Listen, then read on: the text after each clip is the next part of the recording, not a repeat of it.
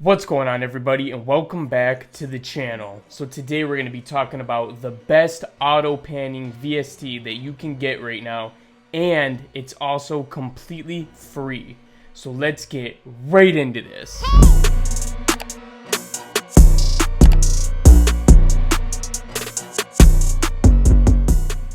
Okay guys, so this VST is called Pancake 2. It's by Cable Guys. So if you just search for Pancake 2 on Google, it'll pop up and you can download it for free. I'll also leave a link in the description below so you guys can go check it out, and then you won't even have to worry about trying to find it.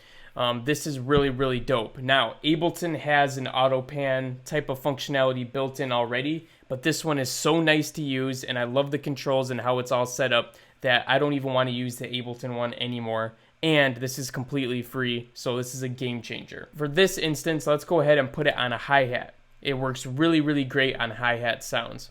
So this is a hi-hat that's just playing straight to the floor. I'm actually going to turn off the pancake so you can hear what it sounds like by itself. It's just a regular hi-hat pattern. Okay, so now I'm going to turn this on. This is how it opens by default, okay? It's default in 2 bars, and it's going to be making this pattern. So you can watch this pattern as it goes through, and you can hear from right to left as the hi-hat moves through each phase. It might be useful to throw on some headphones if you have them, because you'll be able to hear it better if you do that. But let's play with it.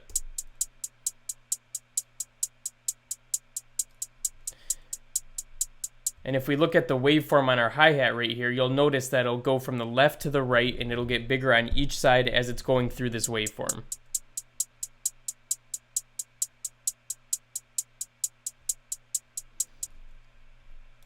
So there's lots of ways that we can play with this and maneuver it, and the first way is how fast is it going through this waveform, right? Right now it's going every 2 bars, it's going to go through this whole wave, but if we wanted to make it a little faster, we could go 1 bar.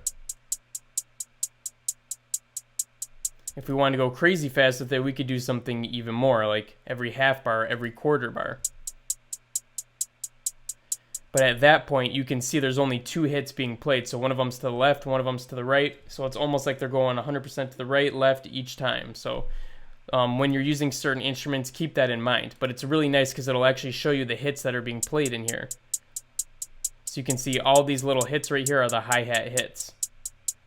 So it gives you that little waveform to know that something is happening at that certain section of the waveform. You have a mix level, so if you don't want it to go all the way to the right and all the way to the left, you could turn this down.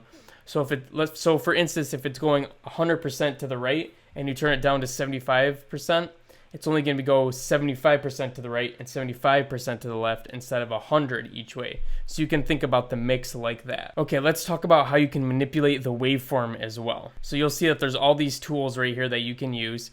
Right off the bat, what you can do is you can click anywhere on this waveform and just start dragging it around, and it'll make a point for you automatically. You can just keep dragging and it'll keep making wave points for you, just like this. So you can make your own kind of a wave file if you want to do something like that, instead of just using a linear back and forth like we were using before. Also, if you don't want it to be a waveform and you want it to be more triangular, you can just click this button right here and it'll stick it into a triangle for you. And then you can bend it in here and you can do different things like that. Otherwise, you click this and then you can go back to your waveform type of deal right there. So you can go through and make whatever you want to make, and it looks pretty cool, right? And you can go ahead and make anything you want to make. So you can get some cool combinations just playing around with that. Also, one thing that I noticed that was really awesome is that you can click this button right here to actually randomize it, and it'll give you a random pattern every time you click it. So you can honestly just click this a couple times and see if you come up with anything cool. But it's going to be randomized, so don't expect anything too awesome. Actually, that one sounded pretty cool, I'm not going to lie. So let's go through some other options that we have right here. These up and down arrows right here are going to move the waveform up or down. So if you like how it sounds but you want it to be a little bit later, maybe you want this section to come a little bit earlier, you could just press the up button here and you can move it up so that it happens a little bit earlier. Or if you wanted it to go backwards, you can just push it down and you can push it down so it happens later on. So you can play with those up and down arrows to do things like that. You also have these forward and reverse things, so if you want to undo some changes or redo some changes, you can use that. It's like a Control Z or Control Shift Z to go back and forth of what you're doing. You have a waveform magnetic thing right here, and what this is going to do is when this is highlighted, it's going to make sure that it's always stuck to the grid. So you can see this grid right here in the background. It's kind of hard to see, but you can see it. And what it's going to do is every time you make a point, you can see that the point is getting stuck to the grid. This little circle right here on the screen that we're dragging the point with, it's not letting me go outside the grid. It's snapping to each of the points. So that is how you can make it perfectly round and things like that. Instead of, if you had it off, you could go anywhere you want. See, it doesn't snap to any of these points. You literally have free range. You also have this right here, which activates your step drawing. So if you wanted to do like a ladder sort of a deal, you could make it with this. Right? You could start making different cuts like this if you wanted to do that. And this is the kind of way that you wanted to edit. It makes it really simple to do it that way. And then if you want to ditch everything and scrap it and go back to normal, you can just press the delete button right here, and it's going to bring you back to a solid straight line.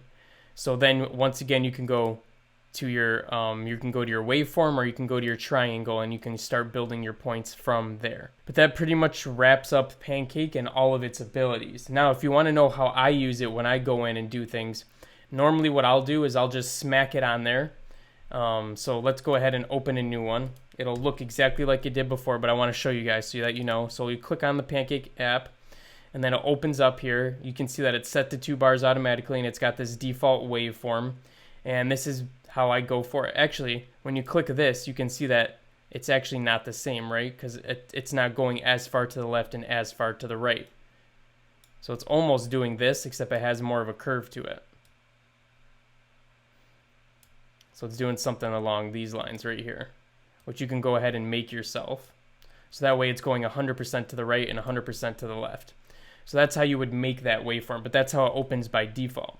So what I usually do is I keep it there by default, and then I play with the mix, okay? I usually don't want it to go 100% to the right and 100% to the left, so I usually dial this down maybe 60 or 70, depending on the instrument that I want it to be on. And then sometimes I'll actually switch this up if I want it to happen a little bit faster, depending on how often that track is played, right? For the hi-hat, it's constantly playing. But if you're doing something like your snares, like if you have a regular snare that's hitting every time, and then you have another snare that's doing some crazy rolls and stuff, well, on the other snare that's doing crazy rolls, it might not be playing all the time, so it might only end up on one side of the spectrum. So you might want to change the rate so that it goes a little bit faster and it hits more of the area as well. So that's some things that I like to do when I slap it on right away. So I'll show you. On this track, I have a second hi-hat that I'm using right here, and I went ahead and slapped a Pancake on it, left it as the default waveform, and I turned the mix down to 60%. And I'll show you what that sounds like with the original hi-hat that we were playing before. And I took the Pancake off this one, so it just sounds like this. And right now I do have this automatically panning right here, doing a random pan, so that's why it's bouncing from left to right a little bit. So let's listen to this and the one that has the Pancake, which is going to be this second one right here.